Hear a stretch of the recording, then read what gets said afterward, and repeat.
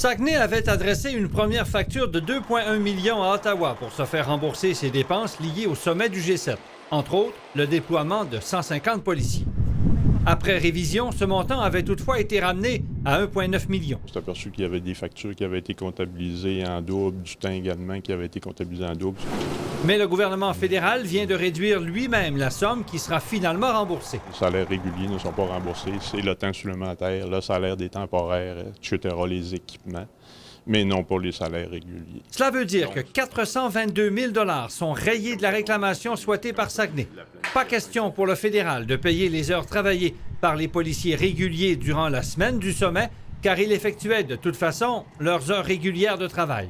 Ce n'est pas ce que la Ville avait compris dans les règles 9 mois avant l'événement. Pour la phase d'intervention, on avait compris que toutes les dépenses étaient remboursées. 422 000 en moins n'auront pas d'impact sur la facture à défrayer par les contribuables. Ce n'est pas de l'argent que les citoyens perdent. Ils n'ont pas investi dans le G7. C'est des salaires réguliers qu'on payait de toute façon. Ces employés-là auraient été attitrés à d'autres tâches. Mais ce montant à recevoir avait cependant été prévu dans le budget 2019 de Saguenay. Il y a un impact budgétaire, effectivement. On avait prévu recevoir 422 000 de plus, qui n'est pas rentré, mais comme je vous dis, ce n'est pas un déboursé parce que c'est du salaire régulier. La Ville n'a pas l'intention de faire des pressions politiques pour contester cette décision administrative. De partir en croisade sur est-ce que le contrat est bon ou pas, je ne vois pas l'intérêt de le faire de toute façon parce que c'est des salaires que de toute manière on avait à payer. Le chèque que Saguenay recevra tournera donc autour de 1,4 million.